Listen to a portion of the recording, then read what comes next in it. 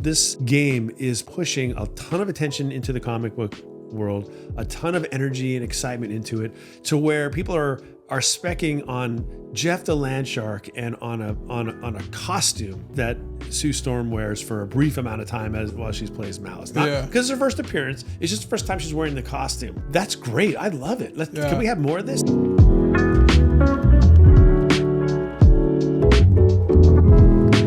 Hello, everybody. Welcome to episode 32 of the Comic Room Podcast. The Magic Johnson. Magic Johnson and Marcus Allen. The Magic Johnson episode. Nobody knows who Marcus Allen Come on, is. you guys. What? Come on, Marcus Allen, people. All right. Who's Marcus Allen? I'm down with Magic. Marcus Allen, running back from USC, Heisman Trophy winner, and went to the Raiders, won the Super Bowl, is one of the all-time great running backs in the league. Wow. I could get down with a USC Heisman winner. Yeah, there you go. He was tailback at you back when that's what SC was doing. Yeah. OJ. Reggie Bush. We gotta get off OJ. Charles White. We gotta get off OJ quick. Welcome in, everybody. We're glad to be back for another week. I am your host, Spro, and with me, as always, is my co-host, Mr. Longbox. Hello. Today we got some we've never really gone down this road before, but we have to go down this road. Yeah, we have to. The market has forced us. We got show and tell as usual, news as usual. And we're going to be talking about the video game Marvel Rivals, and its impact that it has on the comic book market. And we may talk about that collection. I want to talk about it. Yeah. I want to hear some more about it myself. Yeah, actually. So we'll get there. Time codes in the description if you just want to get to a certain part. So that'll be down there for you. Follow us on Instagram. I'm at Spros_comics. This is at Mr. Longbox. Links in the description for anything else that's relevant. Okay, show and tell. I've been excited to show this one to you because you have no idea that I got this book. Oh, you know nothing about me acquiring this book, but this is another one checked off my list. Yeah, and it's another big book, and I got a crazy good deal on it on eBay. It going back and forth on offers, and I kind of channeled a little bit more of the way you buy books and other of our in the community that are a little more aggressive in making offers. And I knew I really couldn't do it. I'd bought too many books, you know, and here was this book. And I said, you know what do I have to lose? And I shot an offer out that was just kind of a humiliating offer, honestly, you know? Yeah. And so we went back and forth a little, and in the end I pulled the trigger on it. And what it has to do with what I'm wearing here. It is a Golden Age book, and it is one of the 8. There are only 8 Golden Age Catwoman covers in existence, and this happens to be one of my favorites. Oh wow! Yes, we're looking at Batman '84 in a CGC slab, 4.5 off-white to white pages. One of the best Catwoman covers around. That is gorgeous.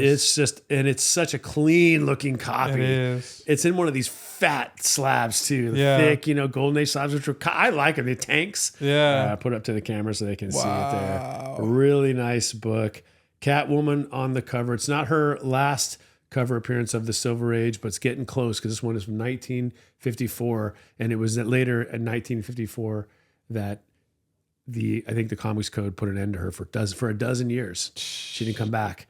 But love that cover. I love the red trade dress on it for Batman. I think that's so cool. And then the yellow, the sort of mauve. Is that mauve? Is that the right? Mauve. I mean, I don't know how to pronounce it. Mauve, whatever. Light yellow, kind of pastel background. It's really sharp. A lot of times that color fades out. Wow, this is a gorgeous book. This is a great looking book. I was so happy to get it. And that is definitely, as you guys remember, was on my list. I wanted to get Golden Age Catwoman covers. And so now, and that one seriously is probably my third favorite. Wow. There are 2 ahead of it. Detective Comics 122, which is her first cover appearance.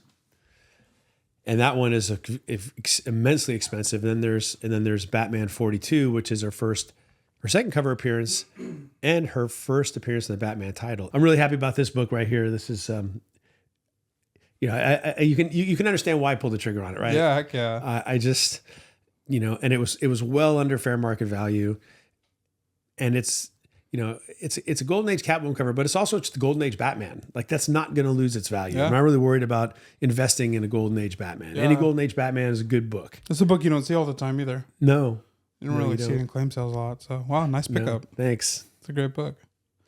All right. Let's next see what you up, got. I'm on the totally opposite end of the spectrum here. I have a very modern book. I don't know exactly what year it is. And it's a Raw. And it's Marvel. So this will catapult us into our conversation later after we get through news. But this is Marvel Spectacular Assistant Sized issue number 2. And this is the first appearance of Galactica. As you can see right here. Wow. Boom. And Galactica is the daughter of Galactus. I almost said Thanos. It's the daughter of Galactus. And this, by, I mean, all records, like a month and a half, 2 months ago, was a dollar bin book, maybe even a 50-cent book. Just not worth much. But then this little game called Marvel Rivals came out. And it took the world by storm. It's crazy addicting. I play it myself, and I stream it on twitch.tv/I'm Spro if you want to watch me play it. And it's a cool cover. She is kind of like, oh, you can just put mine on the floor. Yours deserves to be on the mantle. All right. Yeah. It's just a little cheapo, you know, like 2008 or something like that. In the game, there's like, it's a multiversal kind of concept. So Doom is like threatening all worlds in universes. So all these different heroes from different universes come together, and then that's kind of like the general storyline. And they're all being kind of like guided by Galactica. So you hear her voice in game all the time. She's so she's bad. She's a villain.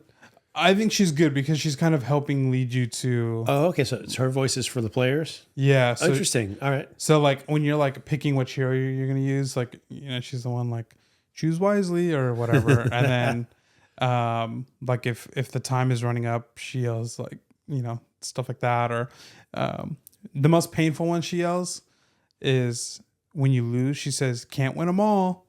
And it's tough to hear when you're on a lose streak of like 5-6 games in a row. You're like, can I just win one? Yeah, I'm not trying to win them all. I just want to win one. So that's how Chris Paul feels about the finals. So,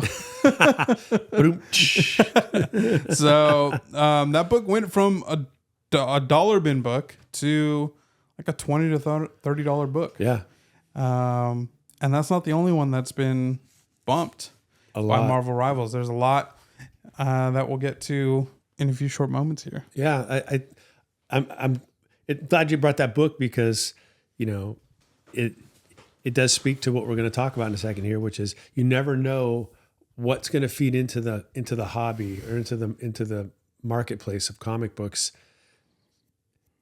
from outside of the comic book world. Like we all understand that if a movie drops or a trailer drops, we get that we've been trained that way for the last 20 years. But this is something else, you know? And we also are aware of when a comic book becomes a TV show, like Walking Dead or The Last of Us or whatever. Invincible. Invincible. We're aware of that, but this is something to my knowledge is pretty unique. Like a video game that is what's driving the popularity of people are diving in commons bins looking for this kind of stuff because it's out there. And I love stories like that because like this book right here, because it's sat in commons dollar bins, probably bagged half the time, if that much, or it's in one of those bins, long boxes at a comic shop where they're packed so tight that every single book in there is bent because people get in there and that's what they do, rather than what they should do, which is take a handful out, set it aside, and then you can flip through, right? But they don't bother bending everything. Yeah. That one cover that I sent you, texted you yesterday from I didn't end up buying that book. It was only like $5 book, but it had a massive bend right there because so I'm like, I'll get it somewhere else. But it was a bummer because I love the cover. I could kind of see you can even see it in the picture, right? So that's why I didn't buy it, which is crazy. But that's the reason these books can be really fun and rewarding to find in these bins, because maybe there was a large print run because it came out 20 years ago or 10 years ago, whatever. But there aren't that many that are in good shape because they weren't treated well. Yeah. Yeah. And I mean, think of it like that. Like I bought this book here. Because I either bought it for 20 or 30. I can check really quickly here.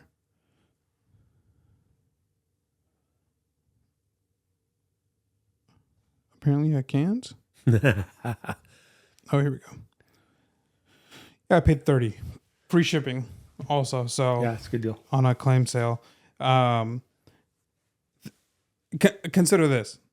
This is her first appearance. This is her first cover appearance as well. So 2-in-1, which is always better. It's a cool cover. Yeah, and it's a cool cover. It's got Frank Miller Wolverine cover on the back. The Peach Momoko Galactica that just came out, the variant, that goes for just about the same.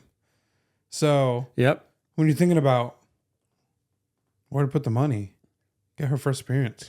I was at the LCS last week, and it was long gone by the time I got there. I didn't get there. Whenever I got there, it was at least 24 hours after the book had been released in the LCSs. And I heard probably 5 people come in and ask for it. Really? And be told the same thing. Yeah, they're sold out. No, we don't have any more, kind of thing. So wow.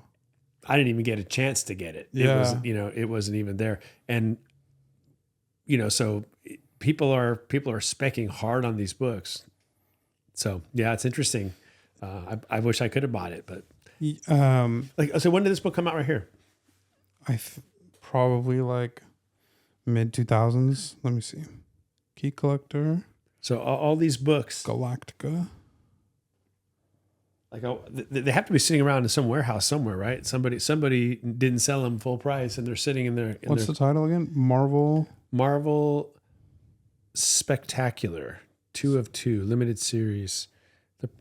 It's pretty recent because the cover price 2009. It's $3.99. So. Oh wow! So check this out. First appearance of Galactica, daughter of Galactus. The origin of Elsa Bloodstone, which she was in the Werewolf by Night. Show. Copies ordered by retailers. 7,805. Really? Yeah. So everything I just said before, times that by 2 or square it or whatever, because now we're talking about books that weren't really taken care of. Marvel and eBay. There's a low print run. That's a really low print run. Which gets me into something I want to talk about with the games, but I'm not sure if we're ready to turn the corner yet. Not quite yet. So hold on. Hold that thought. Oh my gosh, this book is bumped up since I bought it. Holy cow. What's it at now? Last sale is it was the first appearance and then a one shot of Galactica that sold for 150, and then another one sold for 50, then another one sold one alone sold for 50, and then one alone sold for 80, one for 55, one for 34, one for 22. Wow. So it really is whatever. Somebody paid 90, so it really is whatever somebody wants to pay for it. Okay, so we've got a shop.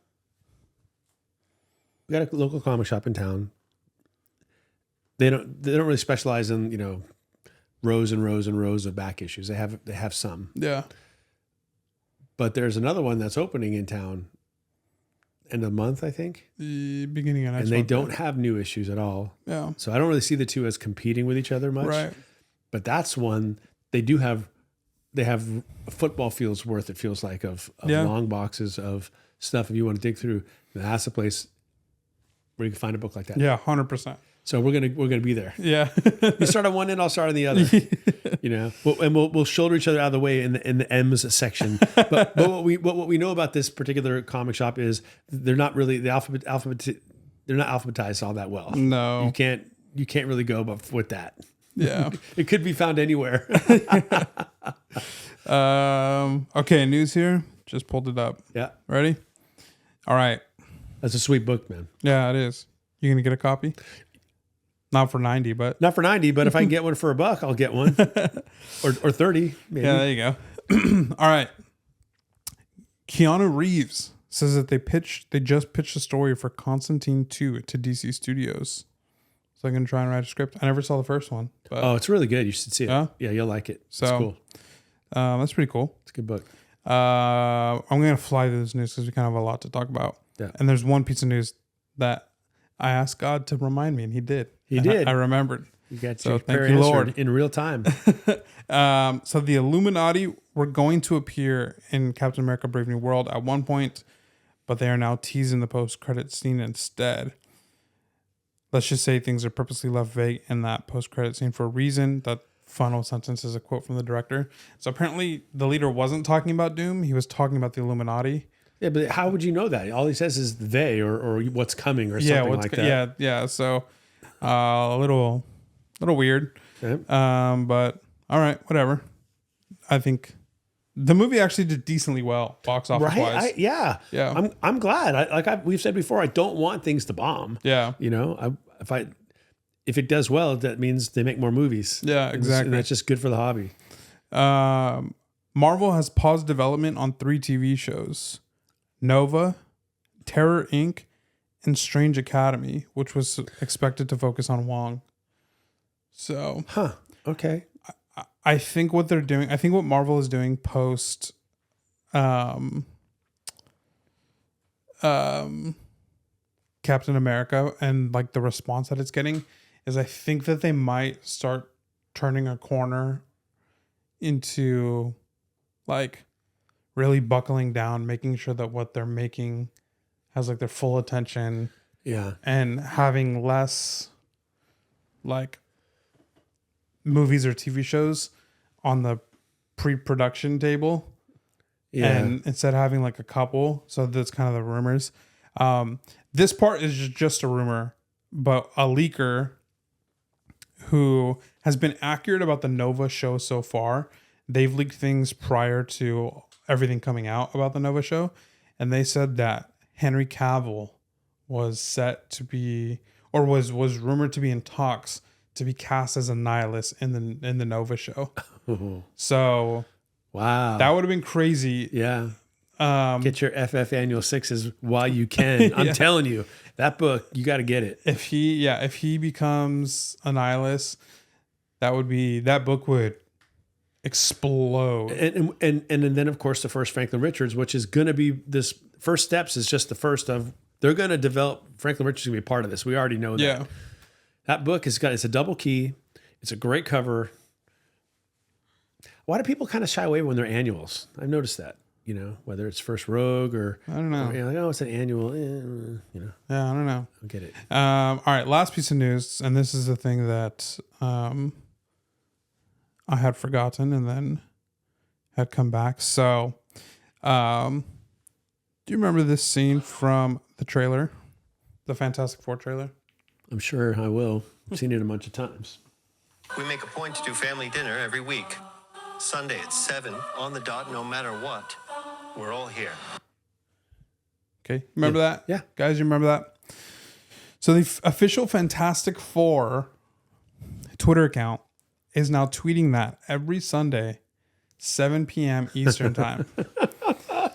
I love it. And this was everybody's reaction at first, right? It was like, oh, awesome. That's funny. Like they're going to keep doing it until the movie. And then everybody was like, wait a second. Why are you doing this? It's got to be more than a joke, right? So I want to take a few minutes. I'm gonna give you one of the theories. All right. And maybe you will have your own theories, or maybe you will just agree, and then you can give why you agree. So the main theory out there, and I heard this first from the new Rockstars channel.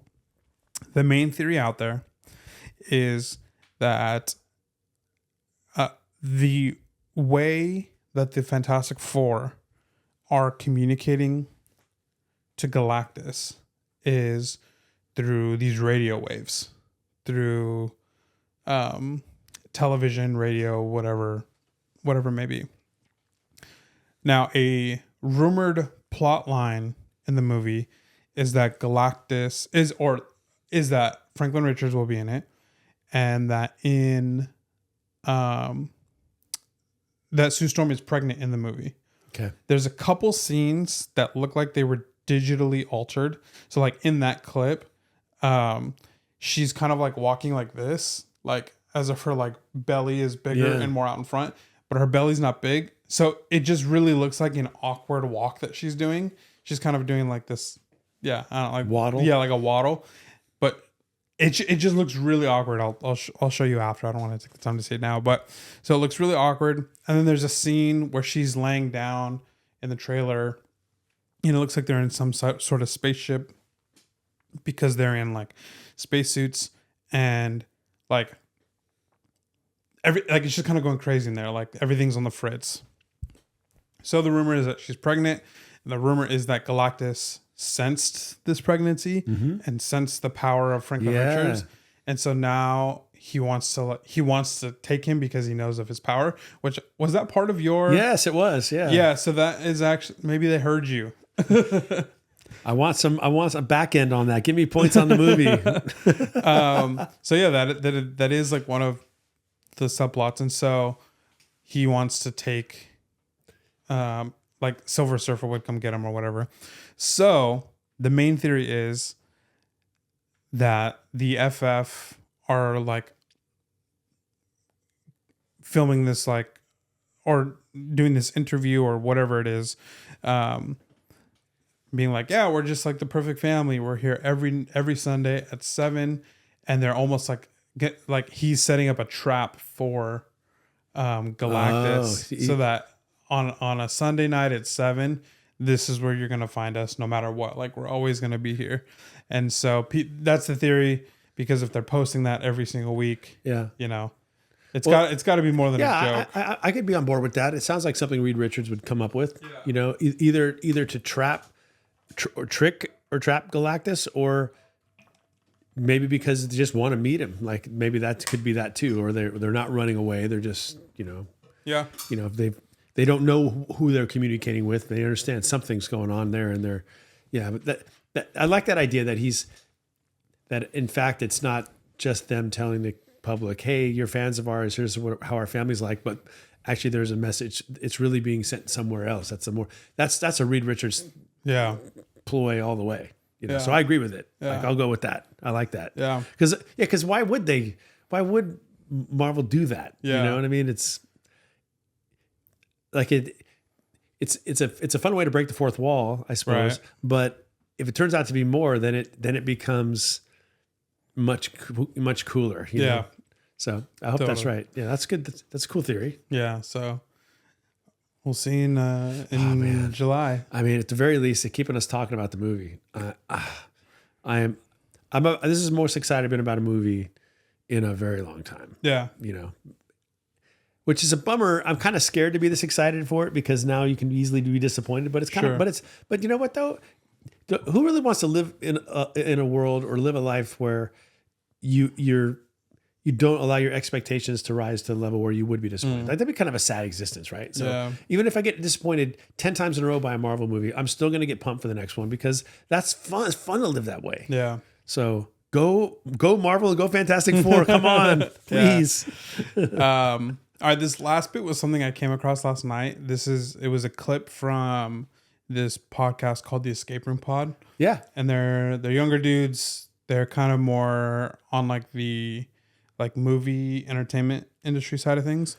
And then there's this one guy, call him Hat Guy. I don't actually know his name. he's notorious for having some of the worst takes in the world, like horrible takes.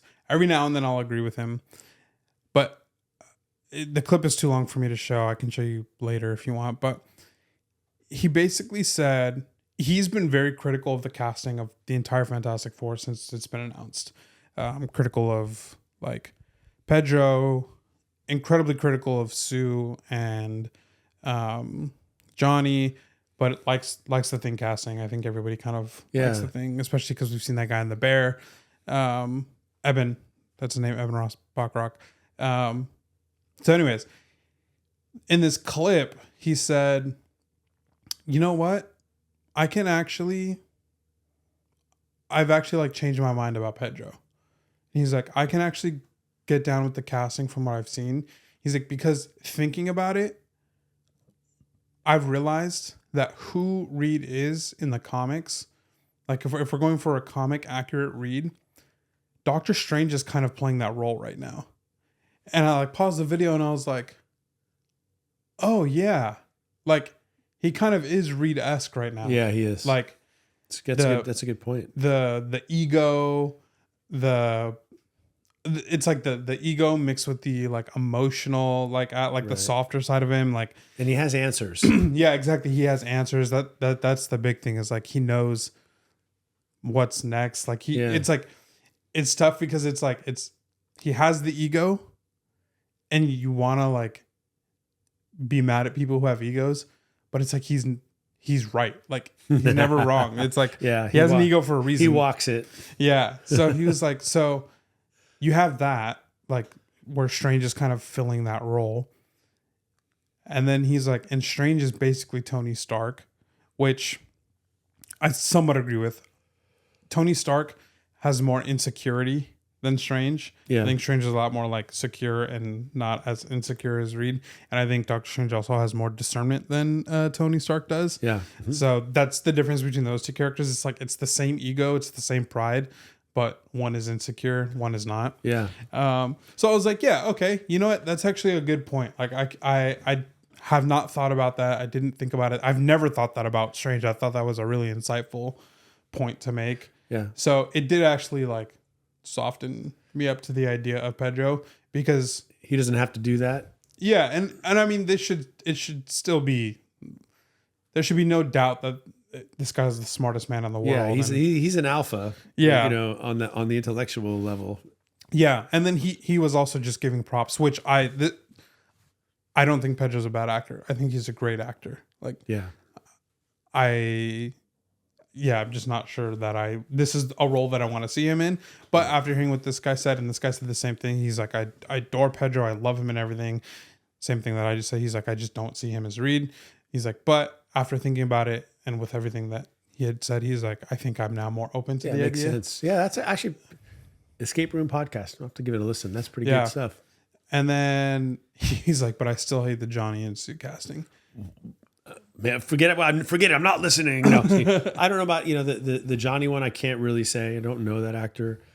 I just think Vanessa Kirby was a home run pick, in my opinion. And what I saw in the trailer, I know it was limited, but I thought she looked great. She sounded great. I don't have an opinion on Invisigirl. It's kind of like a wait and see thing for me. Or for Johnny, I agree with him that actor is just not like conventionally attractive enough, I feel like, to be Johnny. Johnny, like, that's what made Chris Evans such a great casting. Yeah. In the 2004, 2007 or 2005, 2007 is because he was the hottest actor at the time. And then almost a decade later, Michael B. Jordan, like, he's like the best looking actor of the time. And so is this guy the best looking actor of the time? I don't really think so. But so, and his looks, and it's not just like, oh, he has to be hot for the sake of being hot, like he has to be good looking just because it actually plays a crucial role into his character. Exactly. Yeah. His character stems out of that. His arrogance, the playboy-ish kind of antics, and he's going to college, that's that whole thing. We've talked about before. He's the Peter Parker. Although, as we know, Peter Parker gets all the pretty girls in his life. But at that stage in life, Peter's the bookwormy, insecure guy, hangs out in the lab. Johnny Storm is the brash, good-looking frat guy. So totally. His character is based on him having that confidence. So, yeah. Ladies, what do you think? Does Johnny Storm? Does the actor playing Johnny Storm pass muster with you? I think our female listening audience is like under 1%. That's because we do our podcast with our shirts on. I just gotta do those. What is it? Those hot tub streams. Yeah, hot tub. Yeah, streams. we're gonna reach out to another demographic. We're gonna start doing this in our swimsuits. The hot tub podcast. To see this thing crash and burn fast. Oh man, that's hilarious. That would actually be funny. Anyways, all right, that's all the news. Yeah, good. Those are good pieces of news. Yeah, I'm not surprised. I shouldn't say I'm not surprised. I really think about it all the time. But I wasn't really excited about the Nova show myself because I just felt like you're reaching. Like Nova is not popular. It's the reason I didn't care to sell the book for $1 or whatever I sold it for because no, it's Nova. So. I don't know much about Terror Inc. What that was going to be. Yeah, I've never even heard of it. Yeah, it sounds kind of cool, but I don't know what that means. And what was the third one that got canceled? Said Strange Academy. Yeah, that bums me out because that's a pretty cool story. I thought that's like a slam dunk. It's Superheroes 90210. It's got to work. Yeah, and they'll figure that one out. Yeah, and they kind of teased it at the end of Multiverse of Madness with America Chavez. Being trained at Carmitage. Well. If this means that gives everybody a little more time to pick up those Strange Academy ones, whatever variation you want, to cover, go for it. It's not that book's going to go up because it's going to be popular. Yeah, 100%. All right, so Marvel Rivals time. Yeah. So, I've been playing this game. I have over 200 hours playing this game. This game's been out for a month and a half. So, my gosh, I'm trying to do the math on that. That's more than 40 hours a week. So 50. Yeah, is it? I probably play about 50 hours a week would be 2 hours. In 4 weeks, would be 200 hours. I guess there have been some days where I'm streaming and I play longer than 4 hours. But when you're streaming, it's like work though. It's a little different. It's a dirty trick that they track your hours, man.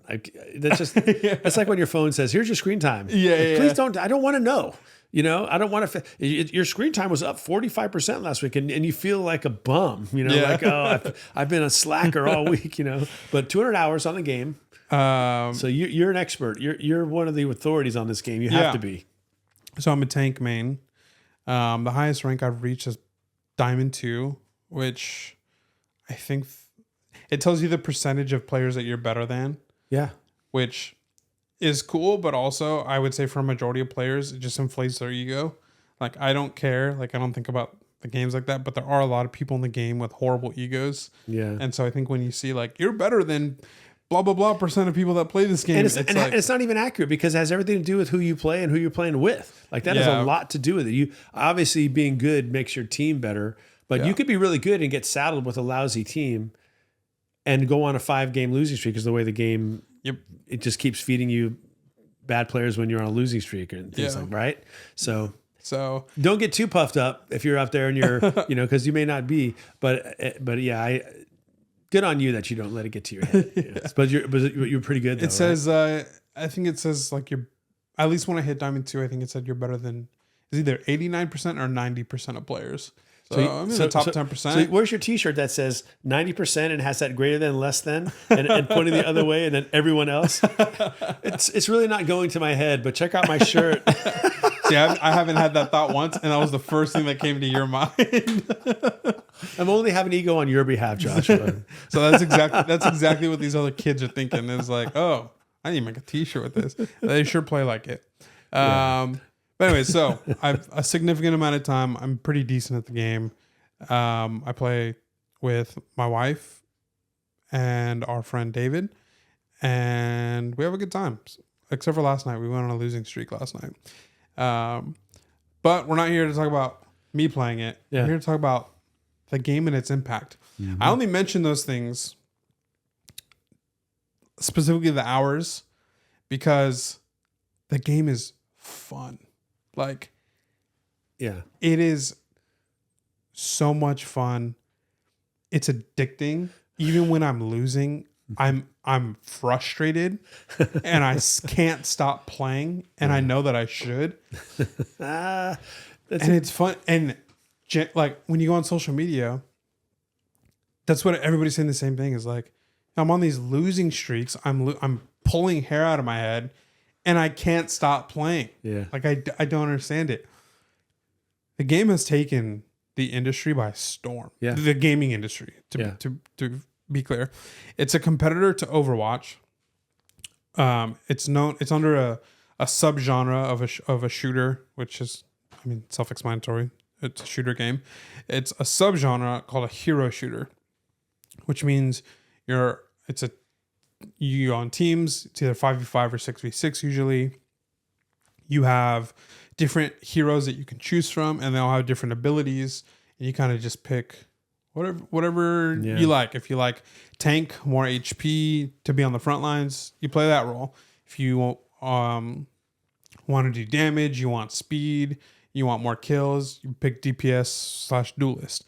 Or if you're just like, I want to heal my team, play support, give them some buffs, then you play support or strategist. And it's pretty fun. Overwatch, like when it first came onto the scene, dominated. Everybody was playing it. The game, Blizzard, has gotten into a ton of drama. The game tanked. Nobody was really playing it anymore. The devs of Overwatch kind of got a little like lazy. They were cruising. They were like, well, nobody else is competing with us in this space. And then Marvel Rivals comes out, totally shakes up the industry. Overwatch is panicking. They start making changes from everybody prefers 6v6, not 5v5. Overwatch is 5v5. Overwatch makes like a hot patch. They're like, oh, we're doing 6v6 now. Overwatch in this last week released a new season, and they started sponsoring all these streamers that have been playing Marvel Rivals. Try to come back over. And paying them to play Overwatch. Now, when I open Discord, I'm getting like Overwatch 2 pop-ups. Now, Overwatch is just funneling a ton of money into the game. Is it working? No. Marvel Rivals is too big. So I say that to say that, like, Blizzard, probably one of the biggest, if not the biggest name in gaming, is fighting to be relevant against this Chinese developed game called NetEase that's not popular. Like, NetEase hasn't really made too many popular games for us on the Western side of the world. So it's got Blizzard panicking, and by all definitions, everything that I just said, from the way that how I play the game, how I like to enjoy it, to making these big companies play, it's just like taking the world by storm. Now, for us in comics. Well, before you say that, just so that people know, either if you've been living under a rock or you're like me and you're not in the video game world much, Marvel Rivals is where you get to pick and play as one of your Marvel characters. You can be, and they keep adding new ones, new characters every to it. few weeks. Every few weeks, they just added a few Fantastic Four characters, the Thing and the Human Torch. You were just showing it to me, but you could be Wolverine. You can be well, maybe I'll let you say because you know better. Yeah, there's 30. Well, after I think they launched the game with 30 or 31 heroes to choose from, and I think with the Fantastic Four, it puts it like 34, 35 heroes.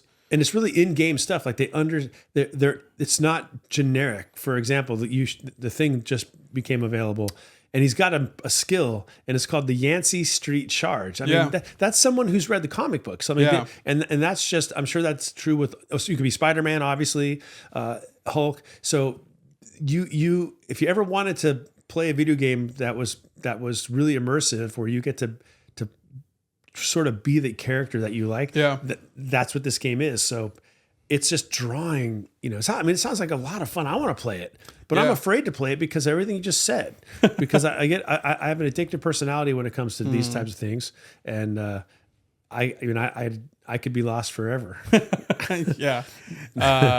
it sounds fun. Yeah, it is a ton of fun. There's like Punishers in there. Punisher has some like really great voice lines about, killing, and instead of like not like being a hero that doesn't kill. Like he has some he has this really cool some characters have like dialogue with each other, and Spider-Man in like this kind of solemn type voice, he says like, Frank, you could have been such a great hero. So it's like these are things that are like these people. Is Deadpool in the game? Not yet. Okay. No. He will be though. But Mantis is Mantis. I know Dara likes to play Mantis. Dara likes to play Mantis. Luna Snow. Storm. What other mutants? There's not a ton of mutants in the game. Hawkeye's in the game. Hawkeye, Magneto. I like playing Magneto. Doctor Strange, Hulk, Winter Soldier, Sue Storm, all the FF. Yeah, just a bunch of characters. And one character that was totally irrelevant 3 months ago, and by pure cuteness overload has won over the hearts of everybody, Jeff the Land Shark. I mean, that first appearance. Well, that's what really sparked this whole thing, because all of a sudden, out of nowhere, I'm aware that this game's out there, but not much. But all of a sudden I'm watching these YouTube videos on Here's the Hot 10. I love those. I watch those all the time. Everybody's putting out different ones, and I really enjoy those. And like number one is the first appearance of Jeff the Land Shark. Yeah. And I may not be as up on what might have come out from 2010 as maybe you are, because I was raising kids at the time. I'm like, what is this? Yeah. What is going on? And then it moved on from there to other things like this one here, Galactica, right? Yeah. And other appearances of Jeff the Land Shark. And suddenly, whether or not you're interested in playing Marvel Rivals or interested in video games at all, if you're in the hobby and you're looking for spec, you have to be paying attention to this game. If you're not, you're going to miss out, as I did every single week this last month or 2 months when Marvel has been putting out Marvel Rivals. What is it exactly? Variant covers of stuff, or is it its own? Yeah. Just a Marvel Rivals variant cover of whatever. Yeah. And I never even knew they existed. You know why? Because by the time I got to the LCS, they were gone. Yeah. I didn't hear about them until they showed up on the hot list. I'm like, how did I miss that book? Yeah. I never thought I would put them on my pull list. Nothing, because why would you know? How would you know? Well, because I would have known if I was paying attention to Marvel Rivals. Yeah. So that's why we thought we needed to talk about this, because we talk about spec and ways to get an angle on the market. Well, this one's kind of like printing money. If you're really paying attention, you can, like, okay, so the Thing just got released as a character, and I'm sitting there watching you show me this stuff. And I'm immediately thinking, oh, so you could have presumably the Thing and the Hulk battle each other in Marvel Rivals. All those Hulk Thing issues have a really high possibility of going up right now. Yeah. Fantastic Four 112, FF 25, FF 167, 168, or 166, 167, and many, many others, right? Yeah. So anyway, I just think you got to pay attention to it. Yeah, 100%. So I have a list here of 4 books that have specifically gone hot. Okay. One of them we talked about. So that was the first appearance of Jeff the Land Shark. Where did that come? What book is that? So that's West Coast Avengers number 7. Okay. That's from 2019. So, and I'll throw pictures of these on the screen. Another one that we talked about was this Marvel Spectacular System Size number 2, first appearance of Galactica, and 3 more books here. Excuse me. Amazing Spider-Man 258. It's first appearance of the bombastic Bagman. The Bagman. Yeah, that like twirly, that cover is a cool cover. Yeah. So he's in the game. Yeah. So, well, it's a little bit different. So, bombastic Bagman, I think he's wearing like an FF suit and then has a bag over his head. Yes. He's just pretending to be Reed, I think. Yeah. And so in the game, it's a little bit different. He's wearing like jeans. He's barefoot, and he's got his Empire University sweater on, and he's got a bag over his head. So that's like the game's version of the bombastic Bagman. That's fantastic. What on earth are his powers? Tell me later. Well, it's just that's like a skin for Spider-Man. Oh, gotcha. Okay, that's fun. All right. Yeah.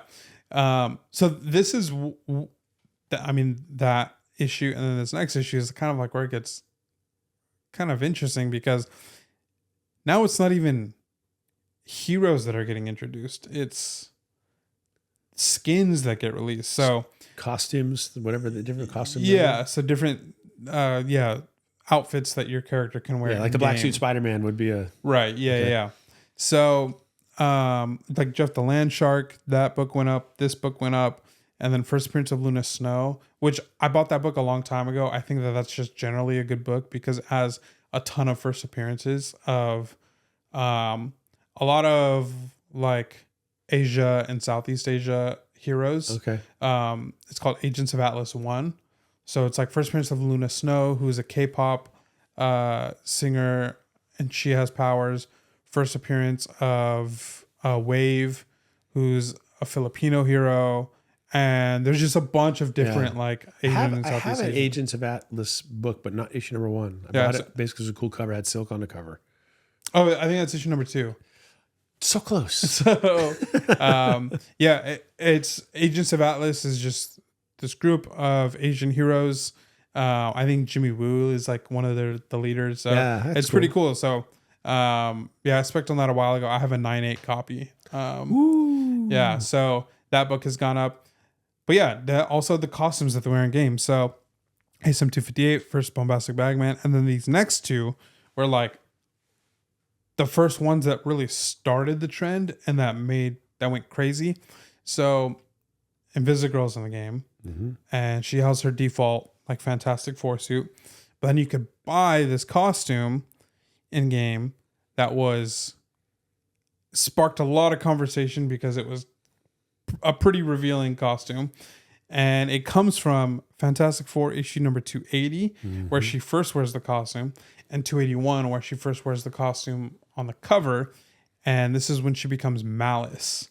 And 281's like the key. That's the one everybody's after, right? Yeah, that one I've seen that. And so these books went from worthless, like this book, essentially worthless, dollar bin diving book. 280, 281 was books that only like run collectors were picking up. Like it wasn't important or relevant. Whenever there's a run filler Fantastic Four that spikes and I don't have it, I feel like a complete failure because I am a Fantastic Four run filler. There's like that. If anybody should have these books that suddenly go up out of nowhere, it should be me. Yeah. I do not have that book. And it just bums me out. So I'm trying to go back in time and reverse the wrong when I can't go back in time. But what I can do is find a comic shop that isn't up to date on the latest stuff. Yeah. So in essence, that's like going back in time, and maybe I'll find it in the bins. Yeah. And I'm going to be very vigorous in searching these bins because I want to erase the feeling like a loser. I don't have that book. How is this possible? I have boxes full of FFs. But yeah, but just for the skin. And what was the other one? That was it. Just those that one for right now. Okay, so it's obviously this game is pushing a ton of attention into the comic book world, a ton of energy and excitement into it, to where people are specking on Jeff the Land Shark and on a costume that Sue Storm wears for a brief amount of time while she plays Malice. Not because it's her first appearance. It's just the first time she's wearing the costume. Yeah. That's great. I love it. Can we have more of this? Like, are we going to get a DC Rivals game? Is that going to come next? I hope so. I love it. Because why not, right? This brings attention to characters that maybe you wouldn't think about, and then just makes popular characters even more popular. Yeah. I'm so excited about this. Yeah. So here's my next skin spec. Okay, yes. This is going to be valuable, you guys, because this guy, you heard it, 200 hours. Yeah. and he reads all the comic books. So not all of them, your spec needs to be respected. Thank you. It is respected, but now coming out of this game. So let's hear it. So the thing was just released. Yeah. And he's just wearing the trunks, and he's got, he looks great. I think he looks great in game. But the skin that they release, every time they release a hero in game, they always release a skin to make money. Yeah, capitalism. Obviously. Yeah, it's a free game. It's free to play. So if you wanted to play it, you could just download it, play. You don't have to buy any skins. Doesn't make you any better. It's purely a cosmetic like thing. a site like Steam. Is it Steam? Yeah, Steam. Yeah, okay. Steam. So the first skin they released with him is his iconic trench coat and hat with the glasses. Right. So I couldn't find the answer to this. So that's why I came here asking you is, do you know the issue that he first wears that? I don't know how early it is. The earliest cover I could find was FF90. Yeah, but 90. he's just wearing the blue. It's a blue trench coat and he's not wearing a hat or anything.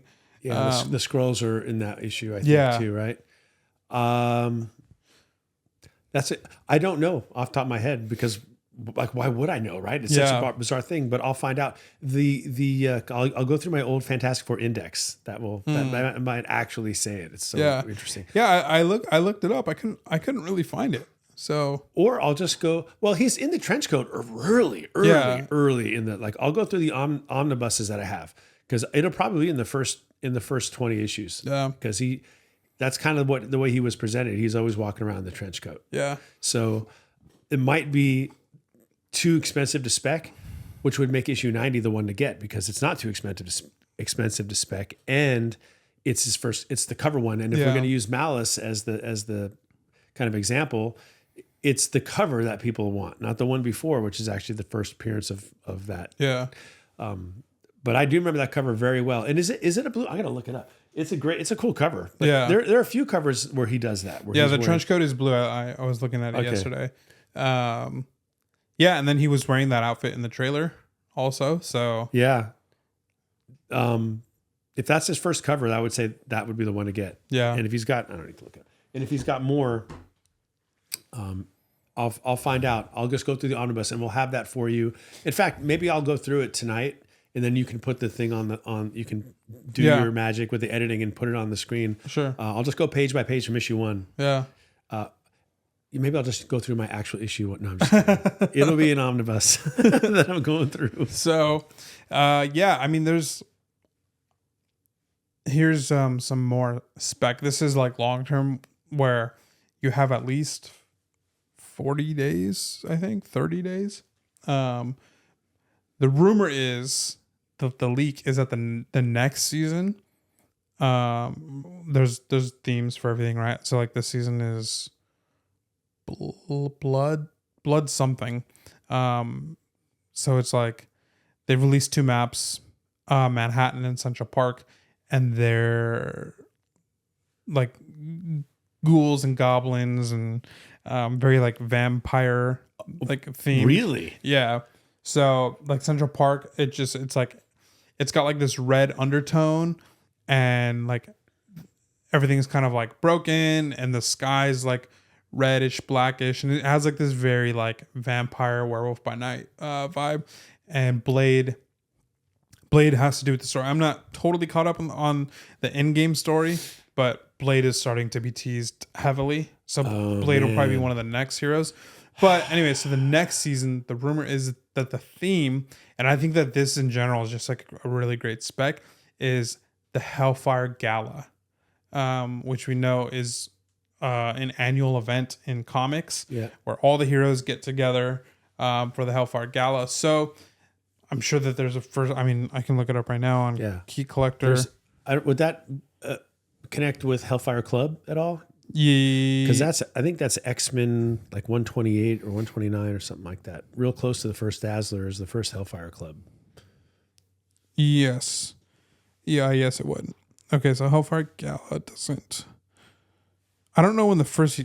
It was recent. It had to have been the 2020s. X-Men 90. Oh no. I know you've been hunting, or I wouldn't say hunting, but you've been dreaming about a Tomb of Dracula 10 for a while. Yeah. X-Men 132, which I believe I just got. First full appearance of the Hellfire Club. There you go. Yeah, I'm certain it's got to be in there in your collection, which we'll get to shortly. Yeah. So, there's that because it's a gala. The variant covers on all these issues are like heroes and heroines and villains wearing gorgeous outfits. Like, I mean, think of it if it was just like an actual gala, like that's fun. You know, so it's like, yeah, there's so many great, like the Doom, the Doom. You make me think of the David Nakayama Silk variant. You know, she's wearing that gown. I think you have that. Oh, book. Yeah. Dr. Doom, Hellfire Gala. So now I want a DC Rivals game, because in a DC Rivals game would be just a place for Catwoman to shine. You know, female character that does damage and is like cool. So this is like Doom's fit. I'll put this on the screen. Ooh, that's beautiful. I love it. Yeah. Wow. Okay, so where does that first appear? Or is that not? Is that strictly from the game? No, it's not in the game. Yeah, that would be a cover, a variant cover. This is Miles Morales, the Hellfire Gala. Wow. So I don't think that these are noted on Key Collector as like. So where do we find these books? Are they just scattered Hellfire Gala covers or whatever, scattered across different issues, or was it a run called the Hellfire? So this is Gala? Like this Miles Morales one. It's Miles Morales Spider-Man issue number 8, Hellfire Gala variant edition. So once a year the Hellfire Gala happens, and then when it's happening in comics, yeah, all the heroes on their titles or whatever they're a part of, they'll get a variant where they're wearing. Are they expensive right now? No, not at all. So your spec is go get them. Yes, or at least the early stuff, because every year it happens, and it's been happening for a few years now. Okay. So it's like, I think the ones last year. I'm going eBay before this thing drops. Yeah, because that's a really good spec. Yeah, and that's related. That feels like free money spec based on what Marvel Rivals is doing. Yeah, and what we're seeing. Yeah. Wow, you guys, that's a good tip. So, and that is also a good transition into this collection as we talk about speccing and stuff. I'll make the connection later, but for context, if you watched last week's episode, thank you for watching. I talked about a collection that where was I? Did I message the person and I had a time to go meet up and go? I don't remember where I was at. Yeah, exactly. I think because we recorded it on Saturday, and you had at that point, I think you had agreed. You had agreed to it. Because I had come back home already. Yeah, you just hadn't. But now you had to move some money around so you could actually. Yeah, and it was quite an adventure just trying to get your money out of the bank. Yeah. They actually called the bank. Actually called him because part of the way you were paying this guy was Zelle. Yeah, and you know, if you guys have ever used Zelle, you know how it goes. Are you sure this is not a scam? You know, and they make you say yes. Or they make you confirm that they're not going to give you your money back if it's a scam, and it really could be a scam, like 4 or 5 times before they actually let you pay somebody. Well, this time around, because of maybe the size of the purchase or whatever, you had to call them. They called me. They called you, and why don't you tell them a little bit? That was a funny story. So last Saturday I went, just catch anybody up who wasn't watching. I went to this guy's house, looked at the collection, massive collection. My office is filled. Like it's a little less packed than when you last saw it. Okay. But it's packed. And we're going there after we record this episode, by the way. Yeah. I've been waiting all week. I've been waiting for you to come. I've been bugging you like every day. I know. Especially because more is there than when you were last there. Oh my gosh, it's so fun, you guys. So, yeah, huge collection. Meet up with them Saturday. We make a verbal agreement. I got to come back Monday, but then I realize it's holiday weekend, which means it's not a business day. I can't move money around because I don't have this amount just like readily available, and it just is like impossible. Like the banks are like holding on to your money. Like it's like, dude, it's my money. Let me move my money as I need to. Exactly. Let me spend my money as I need to. Please. So I end up having to like Zelle this dude from multiple different accounts because of the daily limits. Oh my gosh. And then I give him a limited amount of cash because I have ATM limits and the bank is closed. So it's just like this crazy, ridiculous thing. Anyway, so I pay him X amount of money on Zelle. And it says, we need to review And I'm like, what? Like, just, it's my, let me send it. Like, and I get it. Like, probably for older people who are more susceptible to scams like this, like it's protecting them. But then I get a phone call and they're like, hey, we want to let you know about the scam that's going on. And I'm just like, okay, like I get it. Is this no? Is this no? Is this yes? Is this yet? Okay. And they're like, okay, well, this actually really sounds like one of the scams. And they're like, how did you meet this person? And I'm not trying to tell them like, anyways. So I'm like, yeah, this is a friend. Yeah, you don't want to tell them everything what you're doing with your money. So I'm like, private. Yeah, exactly. So I'm like, this is a friend. Yeah, and they're like, well, this really sounds like a scam. We're gonna need to look into more. I'm like, he's sitting in front of me. Would you like to talk to him? And they're like, oh, he's sitting in front of you. Oh, okay, we'll go ahead and approve it. And I'm like, goodness gracious, it's your money. If they've already told you, look, if it's a scam, you're not going to get reimbursed. Yeah. So if it is a scam, then let you learn the lesson. But I mean, it's gone pretty. I would say that's going a little too far. Yeah, because they were like, cause I guess they said that like, well, like friends that you haven't heard from in a long time, like they'll kind of like contact you and like ask for money. Well, maybe a friend that I haven't heard from a long time might contact me and ask for money. But what makes that a scam? Like, exactly. I might want to help them out. Yeah, that's funny. Yeah. Now look, everybody's like, oh, now everybody watching is saying, I want to contact Bob and say, hey, help me out. So anyways, we ended up getting it all sorted.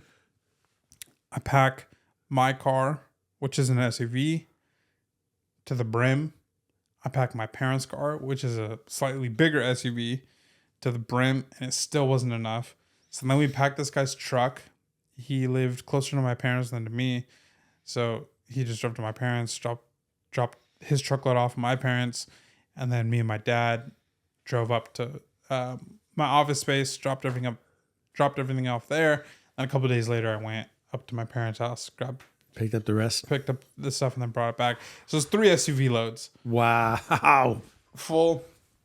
The night that I brought everything into the office, like sometime after you came by, and we just started throwing lids off these boxes and looking through, and it's massive. There's a lot of really good stuff. There's also a lot of junk too. Yeah. But as you expect would be the case. Yeah, but here's the thing about the junk, and this is where I'm gonna connect it to the speculation. A lot of the junk is DC stuff, and I'll get more into detail about like what's in the collection. And I'm flipping through, and I'm looking. It's like Adventures of Superman, right? Superman in Action Comics. Flash, like Green Lantern, like late 80s stuff, early 90s for a lot of this DC stuff. And I'm looking at it, I'm like, man, this stuff is like worthless. I like open up Key Collector. I'm like, what are some of the keys in here? It's like, oh, first appearance this, $3. First appearance this, $3. First appearance this, $3. And I'm looking and I'm like, all of these things are like, Key Collector says $3. It's a first appearance.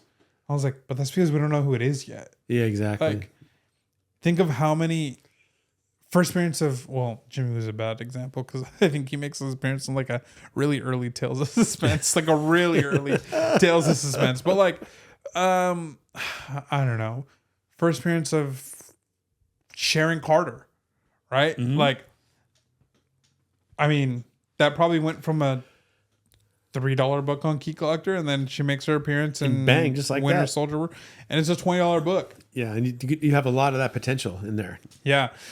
So I was looking at it, and I was like, I'm probably just gonna bulk this out and sell it. But then I'm like, well, there's a lot of Superman here, a lot of Flash, a lot of Batman. Maybe I just need to sit on it for a couple years. Like, there's Marvel stuff. There's a ton of Marvel stuff and a ton of Marvel keys that I can move that will honestly probably end up just paying for the run. But depending on time and space, not time and space, but space in my office and time in your schedule. Maybe it's worth sitting on just to see like, hey, you know? Yeah. See what Gunn's going to do. Like, who was collecting Booster Gold 2 years ago? Yeah. Yeah. That's another great example. That, again, $1 bin book, a $5 bin book. Totally. So, yeah. I mean, when you're talking about Batman, especially, it's like Batman title. Like there's 8 to 10 different titles every week of Batman. Yeah. That feature Batman coming out in your local comic shop. So there's a lot of Batman, right? Yeah. Even in the 80s, 90s. Thing is though, there's a lot of keys in those Batmans too. Yeah.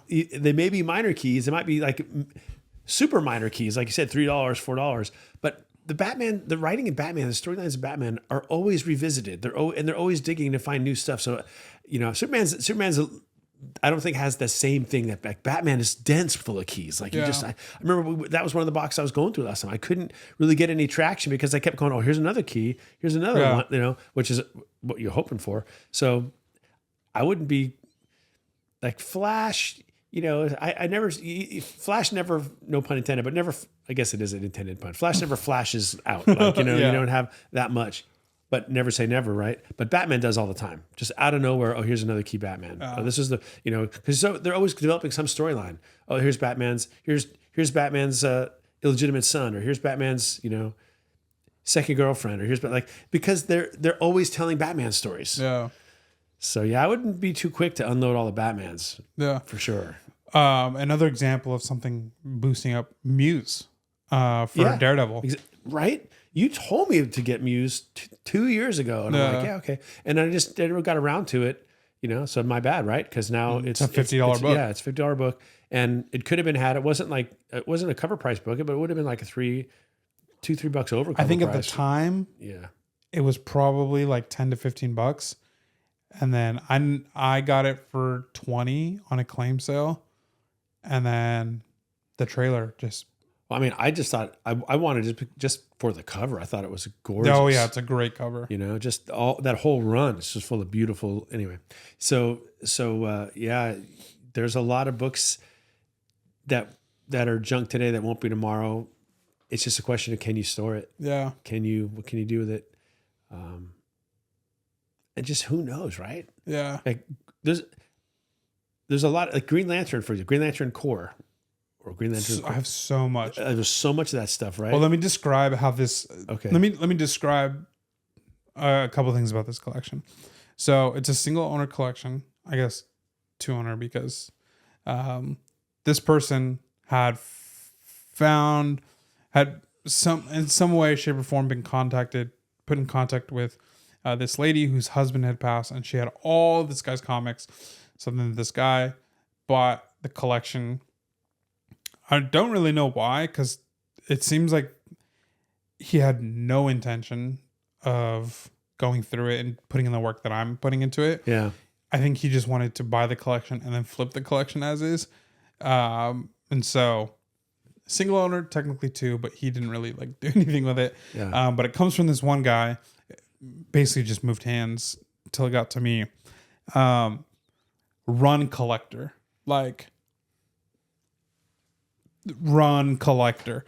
I'm talking literally Iron Man issue number 1 to Iron Man, honestly, probably the entire volume 1 run. Captain America 100 all the way to the end. Daredevil issue number 9, skipping some in the 10s, picking up kind of like around 18, 19, all the way. I just found the last issue of volume 1. It's actually a newsstand issue, which is a 90s low print, So right on through, included the Miller run and everything, right? Miller run. I found the first Bullseye, which that book was not set aside as a key. A huge Fantastic Four run, just a massive. And I've looked carefully at those because that was the one I was really interested in looking at, and they're really in good shape. Yeah, and we found 280, 281 First Malice. Yeah, that's right. We did, and the 240.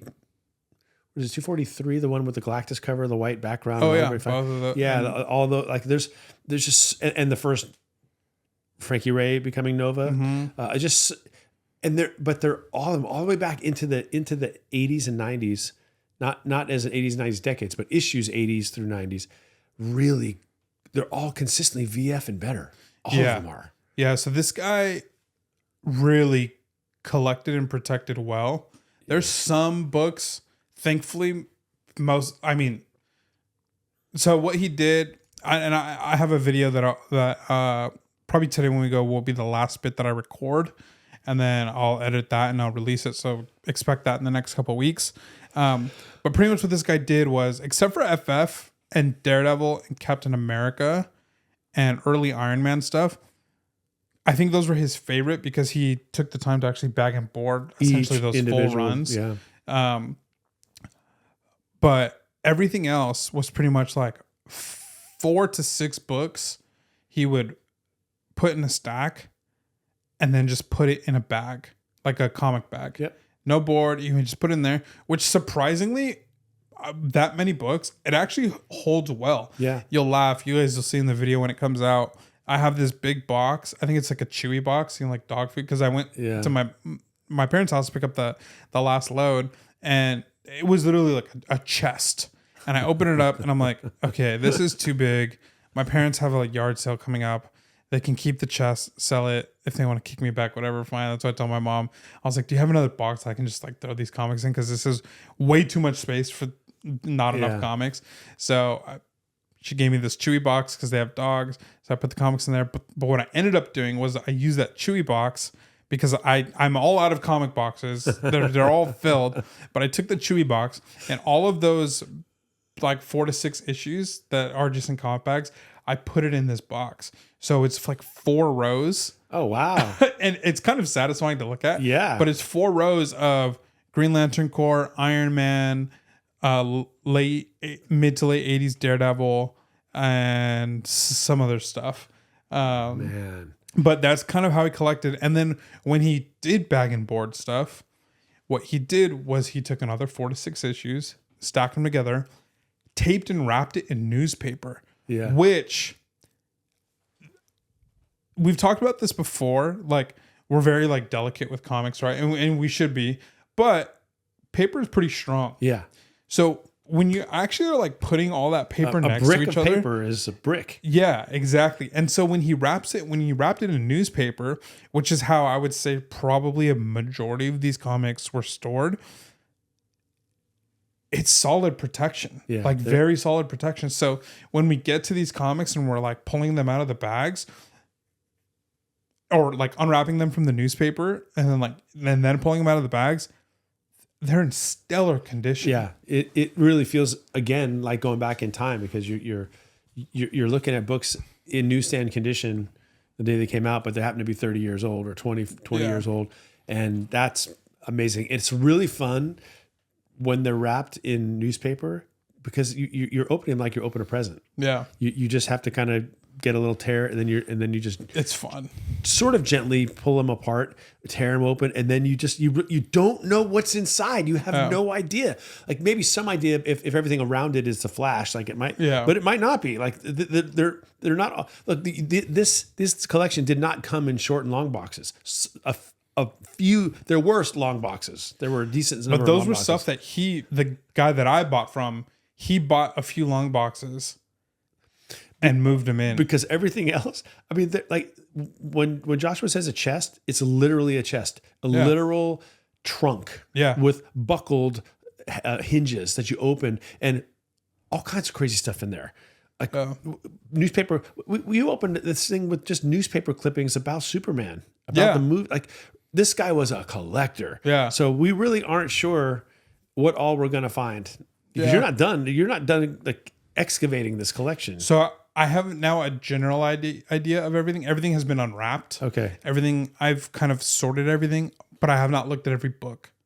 So anything that was in a folder or anything that was in a newspaper has been unwrapped and set aside. So I kind of have the room divided into thirds.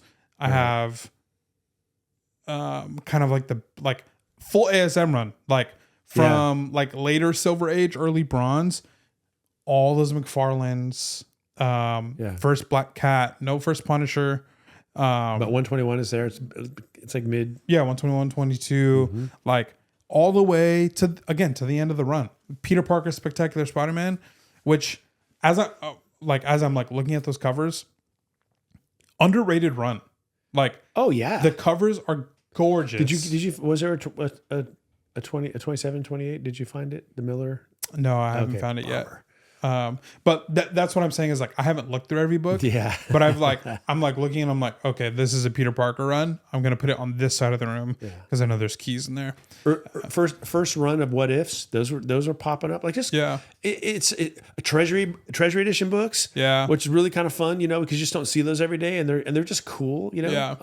Some people really dig them, some people don't, but I do. I think they're really fun.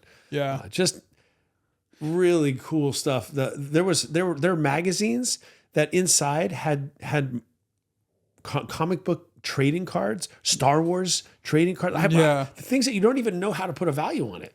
So this guy, it's been kind of fun because I wish I could meet him, honestly, because I'm learning so much about him. Like as a collector, I'm learning that he cared about maintaining the condition of the books, and he liked runs. Like I would love to ask him why these titles. Did he read them? Did he just buy them to collect and to store? Like you said earlier, the newspaper clippings, of random stories of Neil Adams or whatever it might have been. Just these random things that like literally like cutting out splash pages. Like he'll have an issue of like Catwoman 1, for instance, right? Like I found that. And then he'll have in another bag and board the splash page of Catwoman 1. Like just like these. I like this guy. Yeah, just like like random pages from comics of just like really cool like stuff that I think all of us kind of wish we would do, because it's like I actually really like for this, for example, I always talk about, what is it, ASM 39 or 40? Yeah. Where just Face It Tiger one? Face It Tiger. And I always talk about like, man, I just kind of want to take that page out and get it graded. And I literally have now, because I found that copy in this collection.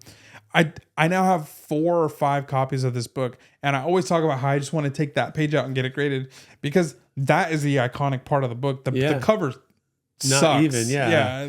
That should have been the cover. But this guy, like, he had the stones to actually do it, right? Like, and sure, it was with like 90s and 80s like splash pages, which probably don't mean much, but I'm just like, man, this dude, like, he spent some time. Like he valued things. Yeah, he really did. He spent a lot of time in that. And he's probably sitting on the floor in his house, doing the stuff that we do with comics, digging through them, but then actually saying, I'm just going to take this out and frame it. Like, it's crazy stuff. Yeah. So I spent a majority of this week not going through the Marvel stuff specifically, so that you and I can look at that stuff. Nice. I spent a lot of the time digging into the DC stuff, which was just a lot of chaff. Yeah. And I sent you a picture. What was it that I sent you the picture of? And I was like, after a day and a half of going through 90s DC, I gave myself a little dip my toe in the water of the Marvel stuff. But that was because I got to a point where I just wanted to label the boxes so that was it the X-Men stuff? It was around, it was one of those things. I think it might have been right before. It's when I said after a day and a half. Oh yeah. Okay. You sent me a bunch of pictures though. Here we go. So we got the first Nightwing, and then some cool Supermans and Crisis on Infinite Earths, and then the first War Machine, the Superman Flash race, 4th race. Yeah, I don't see. Then you sent me a bunch of Yankees stuff. Yankees players with future beards. Oh, here it is. Okay, you got it. Oh yeah, it was the Miller stuff. Yeah. Okay. Yeah, so X-Men Annual 3 and 4, which I didn't know X-Men Annual 3 is a Frank Miller cover. Yeah, I didn't know that either. And I sent you a picture of that, and I said after a day and a half of going through 90s junk, I finally hit good stuff. So, yeah. And that was just, that was stuff that I've already like sorted into one side of the room. And then finding those 2 books was me opening the box, flipping through it to see, okay, how am I going to post-it note this box for either when we're looking at it together or when I'm looking at it next week. And like, how am I going to label so I know what I'm looking at? And then I'm like, okay, my question to you is, and if anybody listening or watching this podcast has ever bought a massive collection for the purpose of selling it and maybe keeping some things for yourself, how do you plan? You give us your tips, but how do you plan to track this? So you can track, okay, this is what I paid for this, and this is what I wound up netting from all these things. Or do you just figured there's no way I can even do that? It is what it is. Well, yeah, I don't know. I don't know either. Yeah, I don't. You could, if you put it in Excel, and this is probably going to be boring to everybody, but if you put it in an Excel sheet and you just put some kind of marker on all the books that it would take you forever just to do that. But all the books that came in this collection, you don't need to say how much you paid for them because you don't know. It just was a flat amount for the whole thing. But you could put how much they sell for. So whenever you sell a book and it comes from that collection, you could mark it down. And then you could know how much you ended up getting out of it. That's the thing. Is like, I think I'm just going to track it by, I have all the keys that we've found so far set aside. It's about 3 short boxes, not counting, like, I didn't put like all the ASM McFarlane's in there and other stuff like that. Like, I've tried to keep like runs with runs, but notable keys, like, well, I haven't even put the first Bullseye aside yet. So that's still with the Daredevil run. But like, the first Elektra is in that box, first Sabretooth, first Luke Cage, first Iron Fist, a lot of Bronze Age stuff. First Black Cat, did I say that already? Mm-hmm. Burn Claremont, the Dark Phoenix saga, and it's great stuff. Days of Future Past, like all those bunch of stuff. I have all that stuff set aside. Agatha Harkness. First Agatha Harkness. I found the first She-Hulk the other day. Yep. And like I said, or like we were saying, this stuff's high grade. So a lot of this stuff, I think I'm just going to like press clean. And when I press and clean 10, I'm going to send it to CGC. I'm going to press clean the next question. 10, send it off to CGC, because a lot of like that first, what's her name? Black Cat. Looking at it after a press and a clean, it's probably a 9.6. Like, and that's a $600 book. Yeah, I was going to ask you that. Do you plan to get these graded? And I was hoping you would say yes, because not everything, but that's one of the things that stands out about this collection is the high grade nature of it. So you have so many books in this collection, you can afford the wait times on it. Like you're going to be selling these for a long time, and it's worth it. The profit margin. So it costs you $40, $50 to get a book. It won't even cost you that much, but let's say $40 shipping, insurance, to get the thing graded will pay off on just even though what you would consider the common Fantastic Four 91.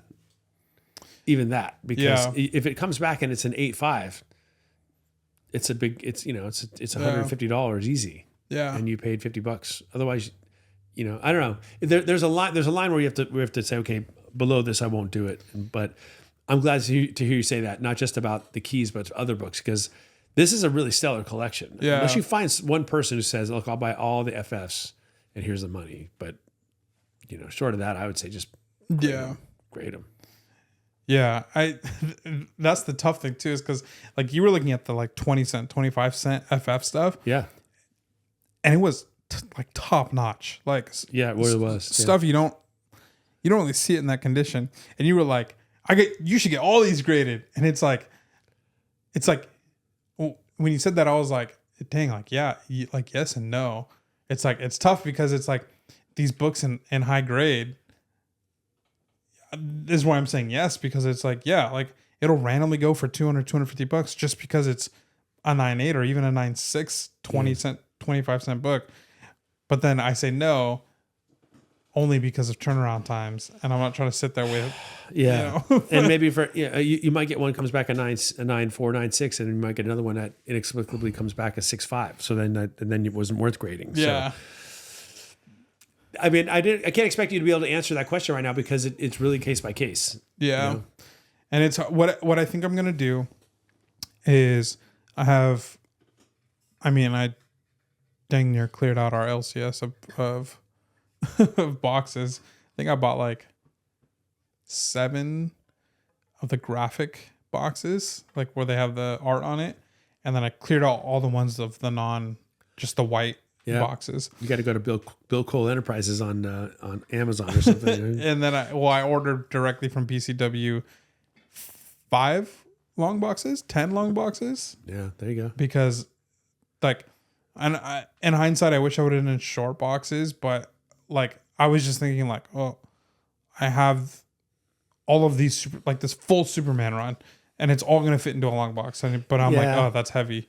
But it's okay. It's better to do it that way. It's probably cheaper too to get one long box than to get 2 short boxes. Yeah, I think so. So, yeah, it's crazy. So yeah, I don't know when I get boxes, when I get everything into comic boxes, I genuinely think there will be a day where I'm just gonna sit there and count, because I do need to have a record of what I paid. Yeah. Like especially like as I'm selling. So it's like, I need an average. Like, what did I pay for each book?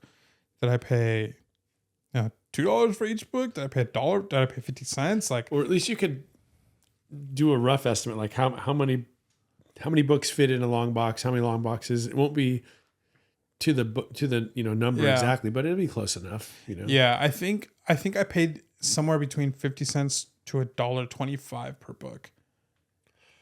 Man, that was a great buy. So let's get over there, man. I want to see some more. Let's wrap this up. I'm gonna go see some books. Yeah. So I had somebody hit me up about first Hellboy in Color, which is a book that first Venom ASM 300 in a newsstand. Main camera died. Sorry.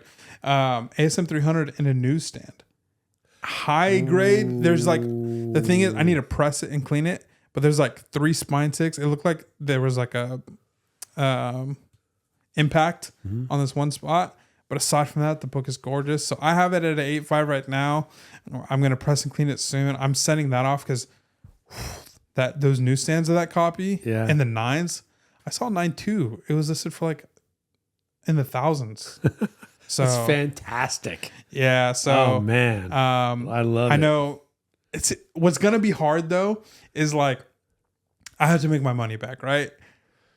That first Elektra, 9.4 plus, and I'm gonna want to keep that book, and maybe I will. Like, maybe that will be like the gift that I give to myself. First Harley Quinn. Oh my gosh, that book is high grade. Yeah. Like, well, grade up and then decide. Yeah. Did you see that message I sent you on Instagram? With the Steranko signing at CGC? Yeah. You've got a decent number of classic Steranko covers. Oh, yeah, the Hulk one. Yeah, in that cap run too. Yeah. And you might want it. Steranko's got a sick, cool SIG anyway, we know. So I don't know what he's charging, but I thought of you when I saw that. I'm like, the deadline's like end of March. He's got plenty of time if you want to pick, do that. Might be worth it. Maybe. If they're high grade. Yeah. I have to look because the Silver Age stuff is not as high grade because I don't think that was stuff he was buying off the rack. Right. I think that was stuff he was filling. But the stuff that he bought off the rack, which as far as I could tell, might have been as early as the early 80s, because like I said, that first Elektra is really clean. So if he was collecting around the same time you were. Yeah. Yeah.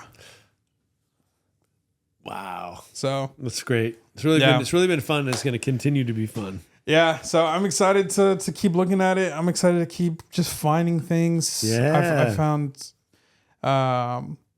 something. I mean, they track Harley Quinn down as early as her 4th appearance, not in continuity, which is crazy. Yeah, and those are we were talking about this. Those Batman Adventures books or Mad Love books aren't those all? I've often double check, but I'm pretty sure it's all Bruce Timm covers. No, it's not. But they're all like bummer. Like some of them are, and some of those Harley Quinns that are Bruce Timm do go for a significant amount, but a lot of it is people in the spirit of Bruce Timm. Oh, got it. Okay, that's why. So, but still, those are all cool books. You know, every time I go to a used bookstore, I always look in the kids section just to see if that book that has the actual first Harley Quinn is there. It's not even a comic book; it's just a kid's book. Yeah. Because one day I'm gonna find it. Yeah. It's just it'll fall through the cracks. Yeah. And yeah, exactly. So yeah, if there's anything you're looking for, any runs or he's probably got it. I probably have it. So you can DM me on Instagram at Spros_comics. And if you happen to have any Golden Age Catwoman covers you're looking to get rid of, DM me at Mr. Period Longbox. There you go. So yeah, that's it from us today. Thanks so much for watching. Yeah. Keep an eye out for the video on the collection where you guys will actually see stuff. Yeah. Talk about it more. That'll be coming out in the next couple weeks for sure. Yeah. If you like this, give it a like. Subscribe to the channel if you haven't already. Our viewership on this on YouTube has been really good the last few weeks. Cool. Nice. Every single podcast I upload is a 1 out of 10. So that's awesome. What is it? 1 out of 10. So basically, when you upload videos, YouTube ranks the videos on how well they perform out of 10. So it's like, if it's not performing well, then it'll be like, oh, this is a 10 out of 10, which means it's not performing well upon release.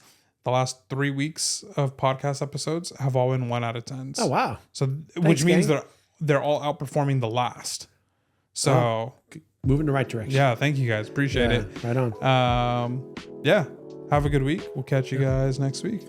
See you later. Peace.